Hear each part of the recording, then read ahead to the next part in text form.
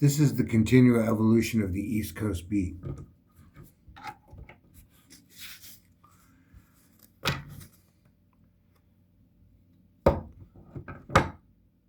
Times in my life find me standing in silence. Times in my life find me dancing, swaying, falling. Falling in and out of consciousness. In between breaths, I ask, what is yet undone? Why should I rise again? Then in silence, I push myself from my sleeping mat and begin my day.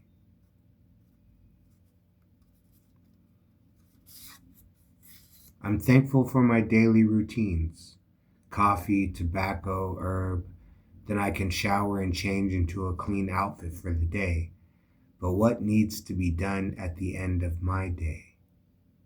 Right now, I sit cross-legged in the darkness, burning sacraments.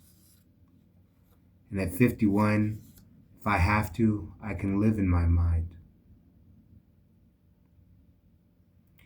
And I've come to notice that although the roads are all twisted and curved, I can still make my way.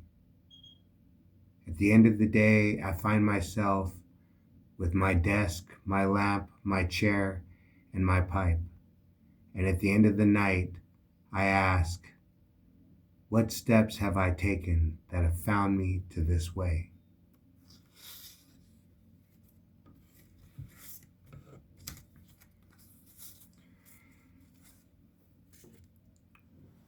Life is life.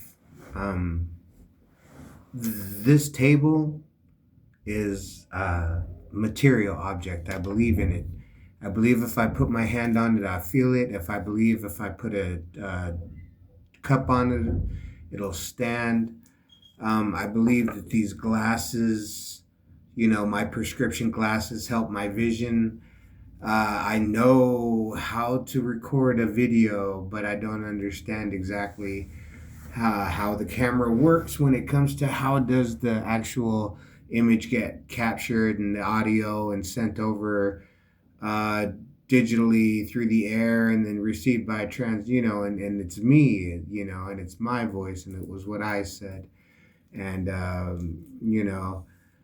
do I believe in magic? Yes, I do. Do I believe in, throwing apple peels over your shoulder and the letters that it make are the ones you should marry? I don't know about that. But if I was to just come into being and we have computers, we have all 3D, we have all these things, and no one completely understands how it works. That's close enough to magic for me. Some people have a concept, some people make millions because of it, some people, live on a whole different level of existence because they use this technology, this magic. They have a sense of it.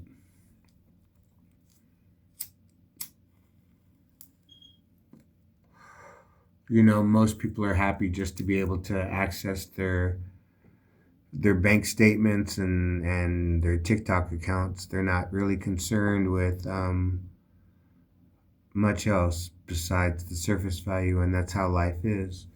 Like I said, when I was a certain age, I asked myself what needs to be done, so that I'm not homeless or so that I'm not in jail in 20 years because that's the life I chose, or what do I need to do today so that at the end of the day I can sit down cross-legged and think my heavy thoughts about a tomorrow, that I was so unsure of. And even at this point in my life at 51, what do I need to do today? I really can't think of a lot, but when something comes to me, I do it. If it means getting up and taking a bus for an hour and a half to go to a meeting for 10 minutes, or wait an hour to go to an appointment, you walk a mile and a half, to go get my shot. It's what I have to do.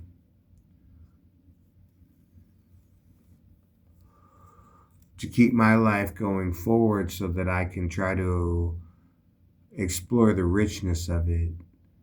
Um, I've been married, I'm divorced. I've had, certain things in my life, and those are past. I didn't grow up, I didn't graduate high school, get a job, get married, have kids, da da da da da da. Da. I graduated high school, I joined the army, I got married, I went to the desert, and I had a realization that I was living somebody else's life. That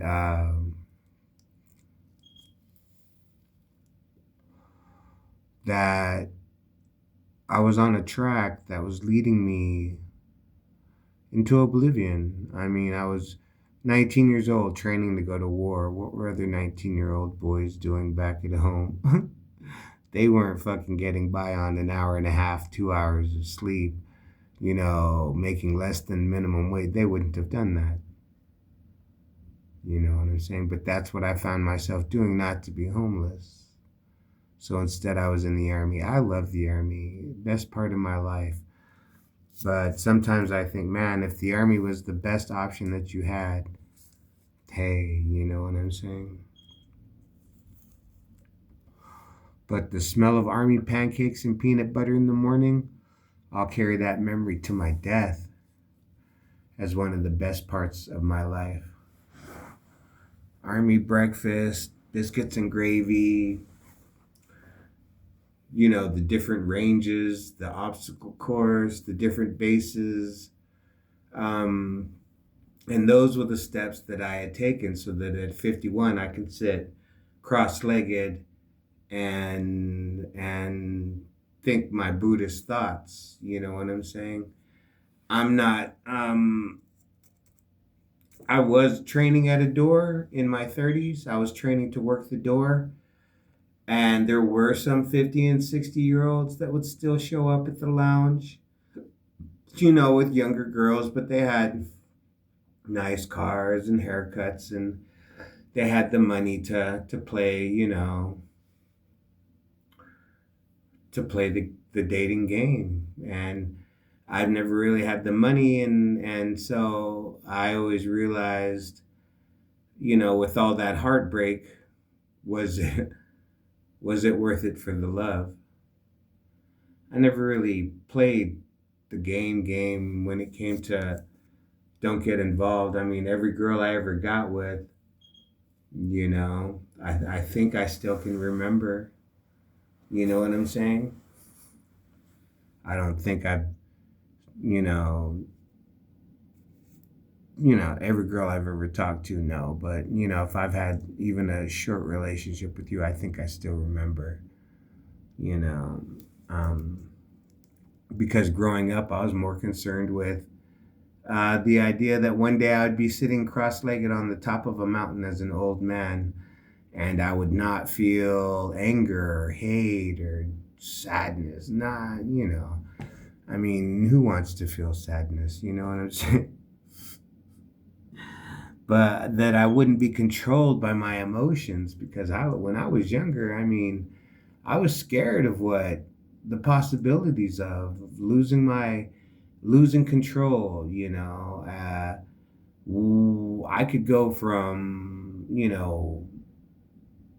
bank vice manager to homeless in a matter of minutes if I flipped. You know what I'm saying? And that's why I chose to join the army.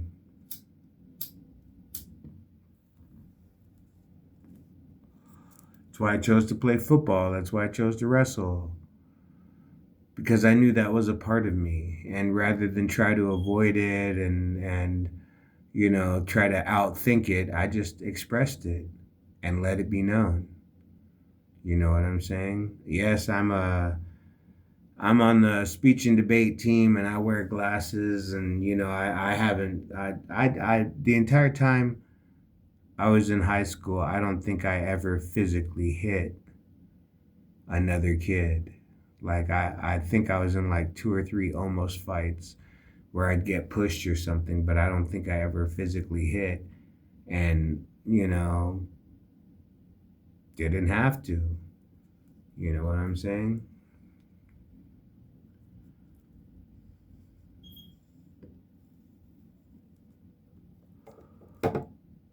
And then, like I said, when I got on the football team, you want to find out how tough I am, stand across the line from me. When I got on the wrestling team, you want to find out how tough I am, stand across the line from me. Someone blow a whistle. In 2 minutes, we'll know the answer. You know what I'm saying? So that was the same when I joined the army. Like I said, I was working at a movie theater in Florida. I was living with my partner. One of my ex roommates got me into his brother's house. It was him and his brother, but his brother was going to get married, and all of us me and my roommate were going to get kicked out. So I was in the army, or I was working at a movie theater. My partner was working at the movie theater, but he got a job because he went to school and he became a medical clinical assistant or something like that. He used to the blood drug test, blood test, stuff like that. And so he was making enough money, but we could have got our own place. But eventually, like my manager at the movie theater told me one day, she took me out after work. She took me to her favorite bar. It was really cool. Everybody was really cool. She told him I was going to join the army and that I wouldn't drink that night. And it was a small bar, and everybody knew everybody. It was one of those places. And so they even after they found out I was going to join the army, they offered me alcohol, and I was like, no, I'm not going to drink. But I went to her favorite bar. Then she took me to her apartment real quick. And it was a nice apartment. It was a little apartment complex. Oh, well, it was a little apartment in a nice apartment complex. But she told me, look, Oliver, I'm the manager of the movie theater. And there's like, because I met the regional manager once. And she said, my only chance of getting a job is if that guy quits or dies or gets fired. And there's like 12 to 20 of me, managers of movie theaters trying to get regional. And then after regional, then there's only one guy within, 200 theaters that's district, you know what I'm saying? So she's all, I pretty much maxed out. Like she says, and she was 30s, early 30s maybe. And she had the nice little car and she had the nice little apartment, but she was telling me, look, if you stay at the movie theater, the only way you're not going to get my job unless I get his job, you know what I'm saying? So we'll both be waiting on somebody, So she just let me know, yeah, join the army, travel the world, you know what I'm saying? And the regional manager, when he found out I was going to join the army, he talked to me about it. He was in the military. And so, like I said, it was the best I could do. Would I rather have, walked on to some multi-million dollar corporation and handled international, relation, become vice president of international relations?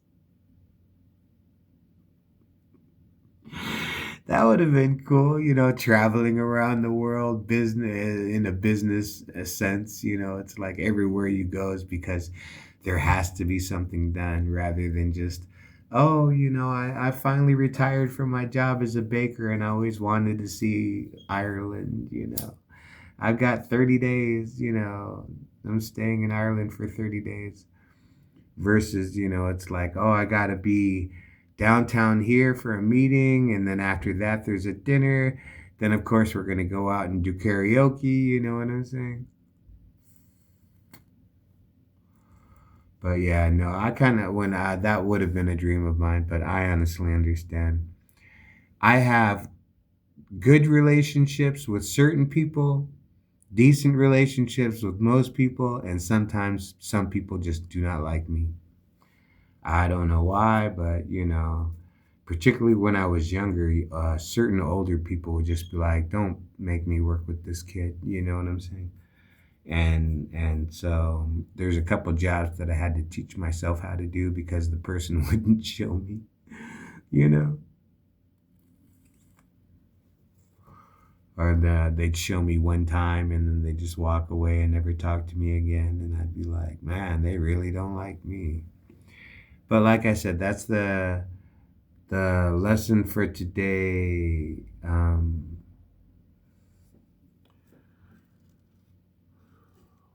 What steps, what steps have you taken that led you to where you are?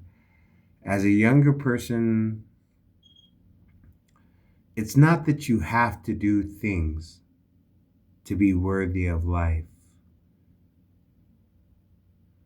but as you do things, you'll find that you have stories and memories, and then the more of these you collect, the richer your life. The stronger the friendships you've ever had, the more you can trust people. The easier it is for you to feel safe around a stranger. Um, you know, that those come with time. Maybe some people might be naturally born, easier to get along with. But in this life, do things, take certain steps now, so that in 10 or 15 years it'll be a memory, a building block behind your castle wall, so that you can build your castle with the fullness of actual life. I've done this, I've been here, I've said this, I've eaten this, I've thought this, I wrote this, I used to dress like this. You know what I'm saying? And if people say you're just doing it for attention, well, then everything's in the eyes of the Lord anyway. So what the fuck is your problem, nigga? I'm not doing it for you. If everything we do is in the eyes of the Lord, then who are you to judge me? You know what I'm saying? Come on now. The continual evolution of the East Coast beat.